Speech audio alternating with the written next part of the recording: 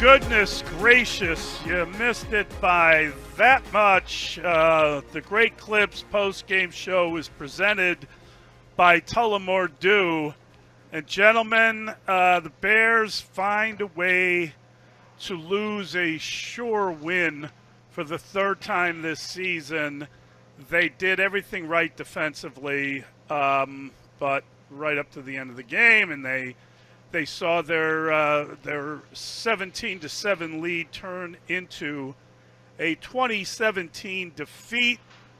And, you got Denver, you lost that game. You got the first game against Detroit, and you found a way to lose that. This might have been the worst one. I mean, it's hard to judge what the worst one was, but this was awful, just god-awful. Well, the worst because of how many guys Cleveland had out, right? And then Batonio, their other guard, goes out too. It's a game you should win with the way the defense played football today. Obviously, that late touchdown, Brisker, we want him to get him on the ground there, right? It's just asking. We're asking for everything, right? We're in the defense, do everything, but the Bears get kind of what they want, Pat. I mean, I'm talking about the decision makers. We got the ball in Justin Fields' hands, and then you can question so many things, right? You can question the play calling.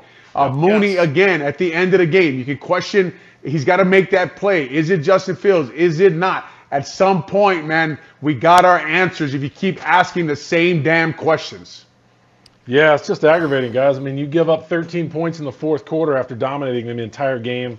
You were thinking the defense would just put it away, right? With all those guys out up front. Montez Sweat was dominating all day. They gave up big plays, and that hurt them. The two big plays in the fourth quarter. Offensively, the 4th and 1, the 3rd and 1, they don't convert. That keeps the chains going. That shortens the game.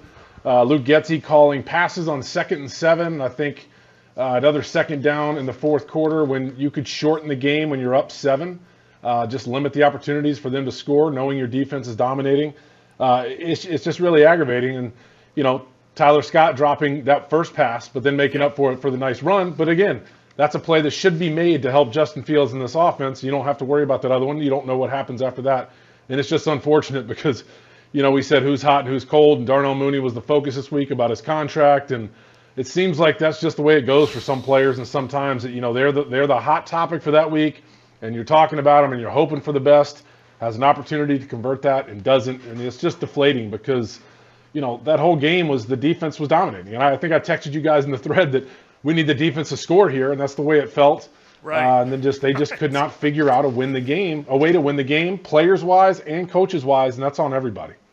Yeah, I mean, you look at it, Mully and Pat, right? And I know what Pat is saying. When you're watching it, there's like two things going on with this whole Bears season, right? It's like, I want the defense to win it, but then I don't, right? I don't want the defense to win, and I'm not I want the ball in Justin Fields' hand at the end of the game. I want to see if he'll make the play against the number one defense that has two safeties out, and can we move the ball down the field? And like you're talking about, Pat, on 4th and 1, I know that's earlier in the game, but we got to make that play. Yes. You decide to keep it. I don't. There's one of the rare it didn't work play calls that I like that Getsy made. I didn't think it was a bad play call. Right. I thought DJ Moore might have even been open, releasing it to the corner route.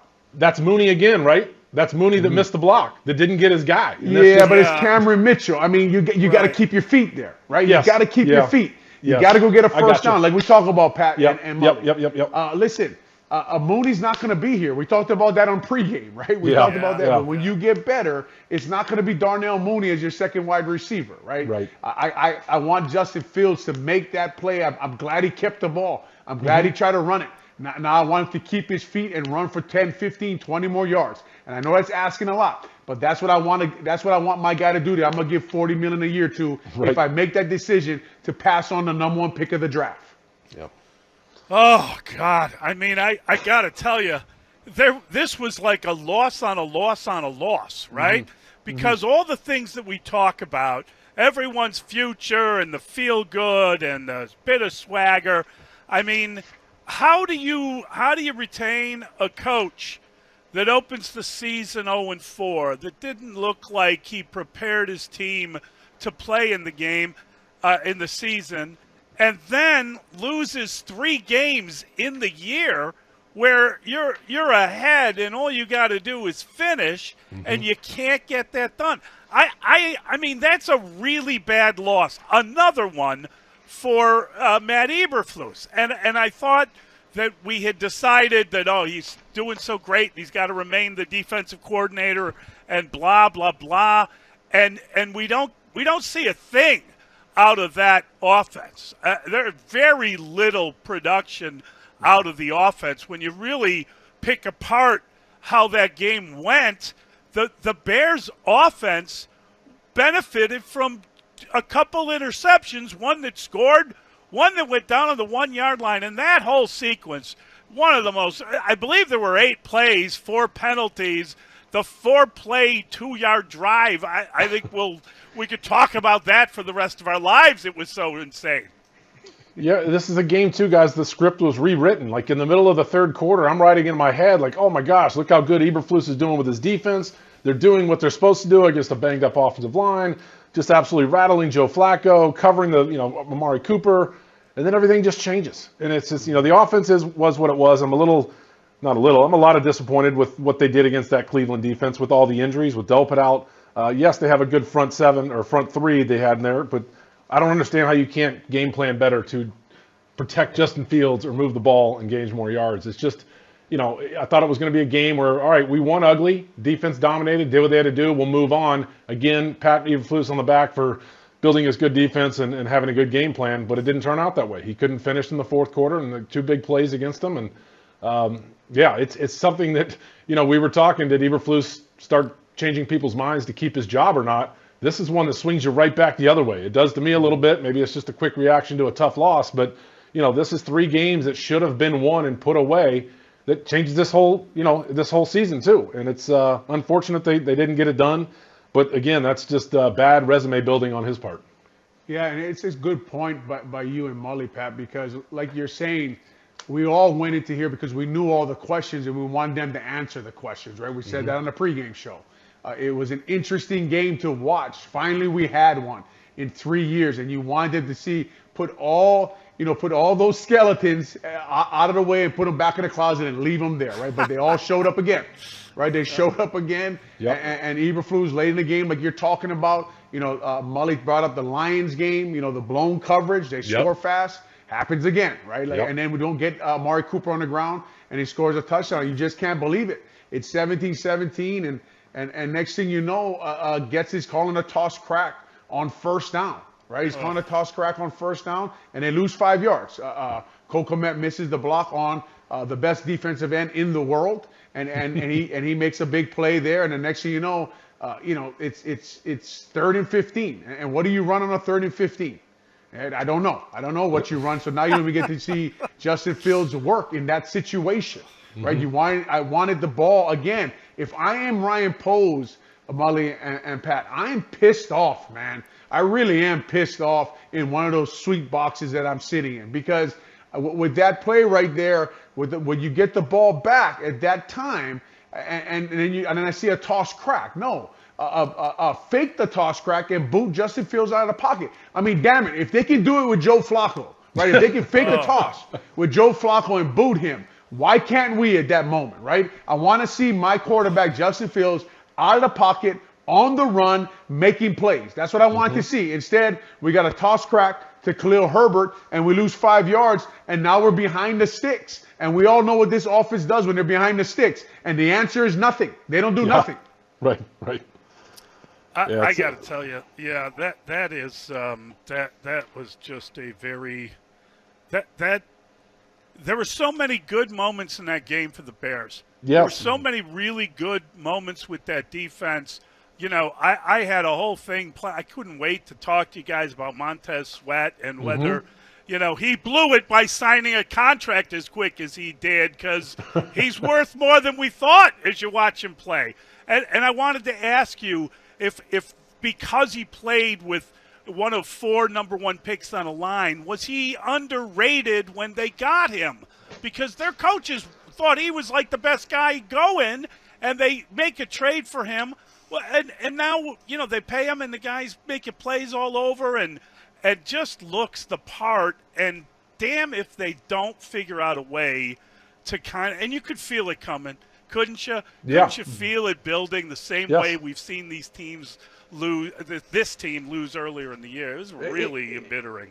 And to talk about Montez Sweat, I was thinking the same thing, that, okay, you gave him $98 million and he's doing what he's supposed to do. That's why you pay a guy that amount of money. And he had a hell of a game. I'm not saying we lost the game because of him. You just wish they could have closed it with that performance he put on, because he's going against a backup tackle, changing the game, had 3 sacks or whatever, just making a big impact on this game. And I just kept thinking, that's why you pay a game changer right there. He's doing what he's supposed to do. He's going to win this ugly game for us. And unfortunately, the offense and in the fourth quarter with the defense, they couldn't come through at the end. But he had a hell of a game, and I too, Mully, I could not wait to talk about him and just the impact he has on this team. And it's just unfortunate they couldn't come through with it. Yeah, and a question they're going to have to answer again too is, I don't think, guys, and I got to look back on the film, I don't think he was on the field for that touchdown to Amari Cooper. I got to take another look there, but like you guys are saying, he is dominating, right? He is dominating. I got to look at James Hudson III, and then Batonio goes out, and some guy named Michael Dunn is in, and Nick Harris. They are struggling with Billings and Justin Jones there in the middle. And it's just, you're waiting for, we need a play, right? We need one play from somebody to put this game away. Like you guys are saying, when that play wouldn't come and they just kept hanging around, right? They just, we go for it on 4th down, and we talked about it earlier, and Justin Field gets tackled by Mitchell, right? He gets tackled on the Cleveland 33-yard line. He gets tackled right there, and we don't get that first down. You could say that could put the game away, right? And then they get 3 yards on that drive. There's just so many things happening in that game. Like you're saying, Mully, where you got this feeling like, it's going to be 17-17, right? It's going to be tied. Yep. It's going to be 20-17. And of course, I'm happy because I want to be right about the 24-20 score call. Right? I want Justin Fields to lead and score a touchdown, but it's just there's 30 seconds left, and then it's Mooney again. It's just over and over again, and it's just too bad because a lot of the questions were there to be answered, and we just saw more of the same. It's just beyond frustrating. It hurts like that. Yeah. It's just... Tevin Jenkins goes down again, right? Same story. Yeah. More of the same story, right? There's a saying in the NFL, Pat, right? An old saying in our locker room we should always say, once somebody shows you who they are, believe them. Right. It's hard to change, right? It's hard to change. Once a team shows you they lose late in the game, believe them, right? Once a guy shows you he can't play every game, believe them. And I'm curious as we look at this, we feel like they've kind of made their decisions, or maybe they felt like they had their answers in line, whatever. This is, you've got to kind of redetermine exactly what you want and how you're going to go and what you're going to do. So I just feel like we had a lot of answers, or seemingly so. And we had a team that was on a roll, and we were talking about making that game in Green Bay. Green Bay's losing. I don't know if they finally lost or not, but I saw earlier they were losing pretty good. It's just such a wasted opportunity. Mm-hmm. And when you watch it, it's like T.J. Edwards, right? Like, what a game he played. I mean, Mully, they're in the soft coverage everyone talks about, right? Everyone talks about that cover 2 is a soft coverage. They hit Cedric Tillman in the middle of the field. I think it was the start of the second half. And T.J. Edwards blows him up, right? Blows him up. Tremaine Edmonds, interception. He's all over the field, dropping the hammer on guys. That defense was ferocious most of the game today. I mean, obviously, Justin Jones in coverage versus Njoku, that'll be questioned. But Eberflus is being aggressive. He's throwing that zone blitz, dropping a D tackle out into coverage, and all of a sudden it's Njoku across the field, and Flacco reads it and makes the perfect play to end the game. But there was just so much there when we needed the offense just to make plays, salt the game away. We came out, Tyler Scott on like jet sweeps, Velus Jones on toss cracks. That worked. We got a field goal. Yeah, Tyler Scott. It's just another guy that obviously had a drop during the course of the game, and you look at it at the end there. I mean, you got to catch the ball, and I get it. It's a big ask to request someone to be able to step up and get it done in the big moments. But the ball comes your way, you got to make a play. You got very little choice other than to make the play. And, you look around that receiver room, who do you trust? Who do you trust in that moment? And obviously the answer is DJ Moore, and DJ Moore made some big plays. He looked like he was limping around a little bit. Like, I'm not sure how good DJ Moore was doing. So it is it is obviously a difficult one to kind of pick apart and to figure out. But what are you going to do? I think that when I look at this game and I talk about you cannot put enough on this game. This was such an important game in their season because guess what? Now they can't have a winning season. And we knew that going in.